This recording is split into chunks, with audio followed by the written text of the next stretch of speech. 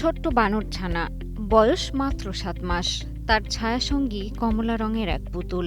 কখনো বুকে জড়িয়ে থাকে, কখনো কোলে উঠে বসে, আবার কখনো নিশ্চিন্তে ঘুমায় সেই পুতুলের বুকে, যেন তা খেলনা নয়, তার মমতাময়ী মা, একমাত্র নিরাপদ আশ্রয়।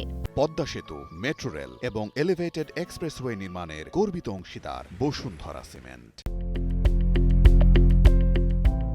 জাপানের ইচিকাওয়া সিটি চিড়িয়াখানায় ছোট্ট বানরছানা পাঞ্চের এমন আবেগঘন দৃশ্য দেখে চোখের পানি ধরে রাখতে পারেন না দর্শনার্থীরা। কেউ অবাক হন বানরছানার এমন মানবিক আচরণে, কেউ আবার মনে করেন নিজের পরিবার হারানো প্রিয় মানুষের কথা।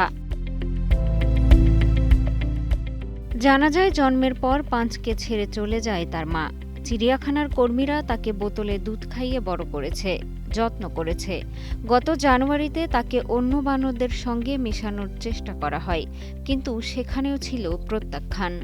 বড় বানররা তাকে ধাক্কা দিয়ে দূরে সরিয়ে দেয়।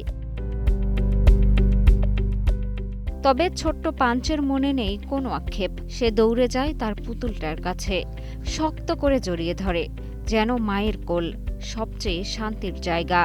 এই দৃশ্য ক্যামেরায় ধরা পড়ে, মুহূর্তেই ছড়িয়ে পড়ে সোশ্যাল মিডিয়ায়, যা নাড়িয়ে দিয়েছে পুরো বিশ্বকে। মিষ্টি খাতুন, কালের কণ্ঠ।